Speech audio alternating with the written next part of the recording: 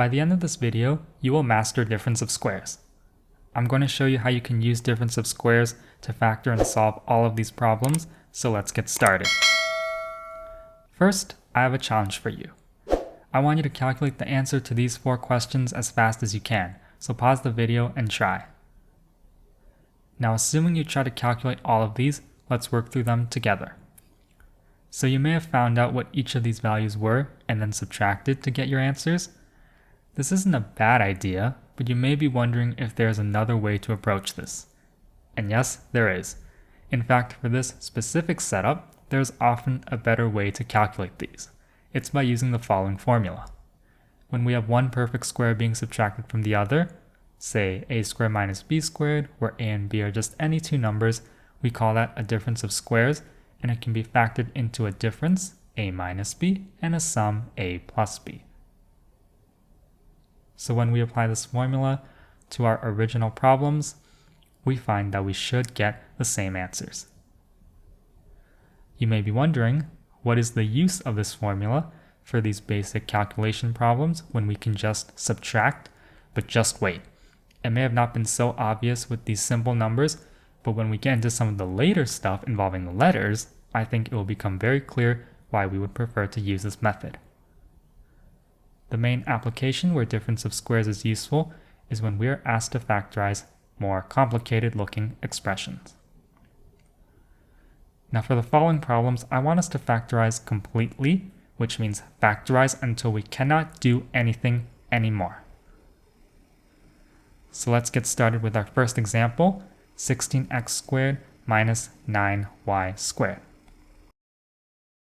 The first thing to notice is 16 and 9 are both perfect squares, so we can write 16x squared as 4x squared and 9y squared as 3y squared, and this is a difference of squares. So all we have to do is plug 4x and 3y into our difference of squares formula, and we're done. We have factored completely. Similarly, 25m squared is 5m squared, and 36n squared is 6n squared. So we just plug 5m and 6n into our difference of squares formula to get 5m minus 6n times 5m plus 6n. And it really is that simple.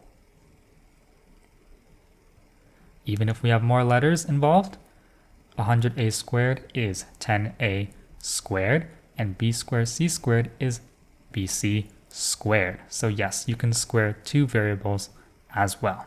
Just remember that. So that's 10a minus bc times 10a plus bc. Now here's a little trickier one with more letters involved, but the idea is still the same. X squared y squared z squared is actually x, y, z all squared. So again, we have a difference of squares. So that's x, y, z minus p times x, y, z plus p. Now let's see some examples where we have both numbers and letters. Like for example, z to the 4th minus 81. Now z to the 4th is a perfect square.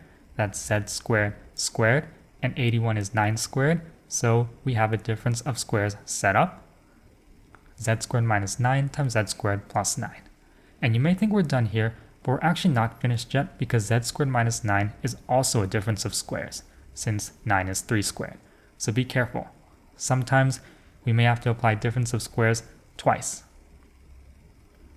And now we're finished. So this is the complete factorization to the end.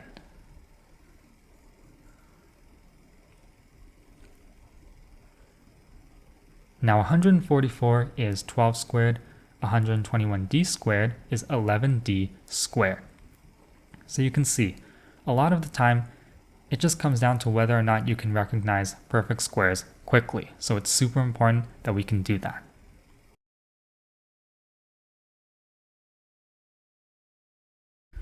Now for this problem, this doesn't look like our typical difference of squares setup until we pull out a common factor of 2. And now the expression 4x squared minus 1 should hopefully look familiar. And I hope by now you are seeing the pattern for these problems. So it won't always be one-step problems. Sometimes we do need to make some small adjustments, but in the end, we can just adjust everything to use difference of squares. Again, this time, let's try and pull out a common factor of 3. So then that's going to leave us x squared minus 16 in the brackets, and 16 is 4 squared, so we can finish the problem very easily. Since this is just 3 times x minus 4 times x plus 4.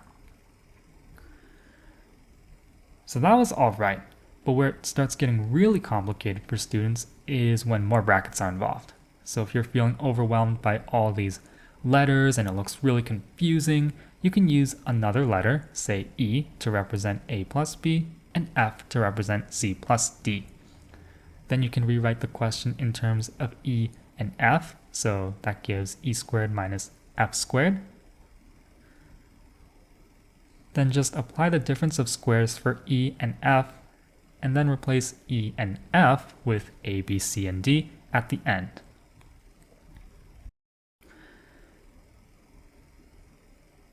And then from here, we can just clean up.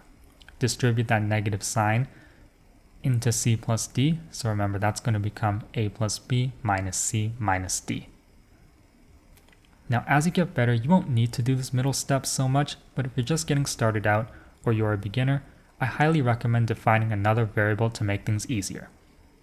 Eventually, however, you will get better as you practice more, and you can just go straight to this. Okay, that's our goal in the end. We want to get to here quickly. 64 is 8 squared. E plus F is all being squared. So remember, it's both E and F, E plus F. So when we apply our difference of squares formula, it's 8 minus both E plus F. And then to simplify, we need to distribute that negative sign into E and F, both. So it's 8 minus E minus F. Here, 9 is a perfect square, so we can group the first term together and write it as 3 times x plus y all squared. Okay, so that's 3 times x plus y all squared together. And now we have reached our familiar difference of squares setup, and we can finish this problem easily. 3 times x plus y is also 3x plus 3y, and remember this negative sign goes into x and minus y, so it's minus x and minus y, which becomes plus y. Now we have a bunch of minus signs inside brackets, so this is really as ugly as it can get. But let's take it slowly and stay organized. First, take the g minus 1 term and subtract the h minus 2 term. Then take the g minus 1 term and add the h minus 2 term. So here we have to be really careful with our negative signs. Remember, that negative sign gets distributed and double negatives make a positive. So that's minus h minus minus 2 is plus 2, and then we can clean up.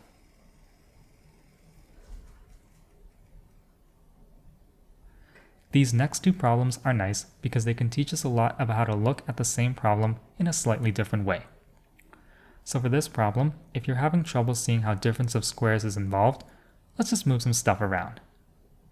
So you can see, we've just rewrote the question, but we haven't actually changed anything.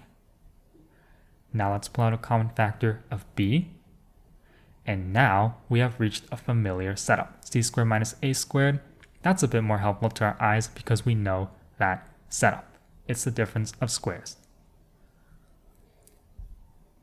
So let's do something similar for this problem.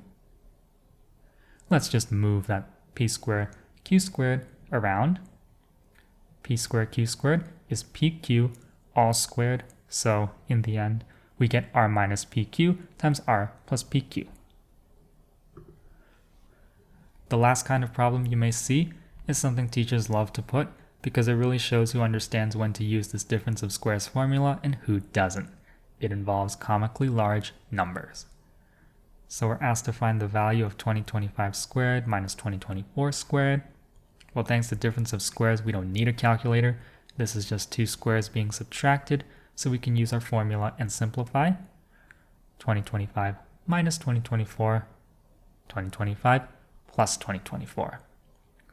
This is much easier and faster than trying to calculate 2025 squared and then subtracting 2024 squared, right? We know what these are. It's just 1 times 4,049. Multiplying by 1 doesn't change anything, so our final answer is 4,049. By the way, here is what their values are, in case you're wondering. So yeah, I sure am glad we have difference of squares to help us. So we don't actually have to find out what those values are. Final problem, this giant mess. Now whenever you see giant numbers, because we don't want to write it out every time, you should start by defining a variable. Good problem solving habits, people, remember. So let's let n equal 1, 2, 3, 4, 5, 6, 7, 8, 9, 1. So we can rewrite everything in terms of n. Let's try to clean up that bottom part a bit because there's a lot involved. Looks really messy. N minus 1 times n plus 1 is actually the difference of squares, n squared minus 1. And then we can simplify the bottom. The n squares will go away and minus 1 becomes just a positive 1. And when we divide by 1, we're not changing anything. So the top is just n minus 1. So our final answer is n minus 1. We know what n is. 1, 2, 3, 4, 5, 6, 7, 8, 9, 1. So n minus 1 is 1, 2, 3, 4, 5, 6, 7, 8, 9, 0. Yeah, that's it.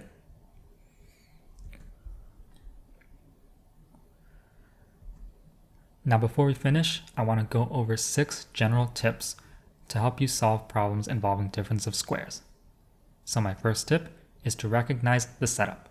So ask yourself, is my first term something squared? Is my second term something squared? If yes, then apply difference of squares. So you need to learn how to recognize the difference of squares setup quickly, and I hope I helped you with that today, because I tried to show you as many variations as I could, and I can confidently say you are most likely to see these come up on an exam. Tip number 2 is to look for even exponents. So when you see terms raised to powers of 2, 4, 6, 8, 10, so these even numbers, there might be some perfect squares involved. My third tip, this is your time-saving tip. I need you to memorize the first 20 perfect squares. Don't even argue with me. This is a must-know if you want to get good at these problems. Because you need to learn how to develop intuition and learn to recognize a perfect square in an instant. So the first 20 perfect squares, what are they? They would be 1, 4, 9, 16, 25, 36, 49, 64, 81, 100, 121, 144, 169, 196, 225, 256, 289, 324, 361, 400. Okay? You need to say it like that. You need to know it instantly because tests are timed, right? You don't have infinite time, so you don't want to waste your time asking yourself, is this a perfect square? You need to know immediately. Okay, so if someone asks you what's 15 squared and you don't answer 225 immediately, that's unacceptable. That's wrong. Okay, I don't want you going like, let me think about it. No, none of that. We need you to know them instantly. My next tip is to reverse the order and rearrange. We saw a bit of this today, but sometimes reversing the order can really help your eye. So move things around in a way that will make things easier for you to see. This applies to so many different areas in math, so it's a good one to know. Next tip, common factoring is your friend. So pull out common factors as much as you can, whenever you can. So it can be numbers like 3, it can be letters like x, mn, b squared, anything. Just pull out as many common factors as you can. And finally, apply difference of squares twice or more if you need to, and factor until the end. Remember, there was an example I showed earlier where we had to use difference of squares 2 times. Some people stop after the first time and think they're done, and then they lose marks. I don't want you to be that person, so just remember to factor to the very end, not halfway. And now you've mastered difference of squares.